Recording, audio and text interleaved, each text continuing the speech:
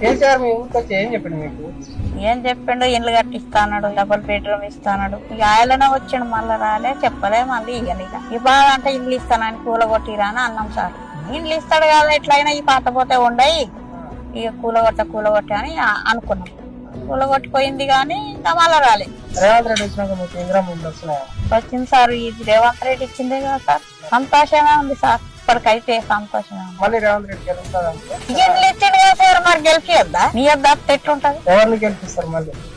ఈ రేవంత్ రెడ్డినే గెలిపియాలి.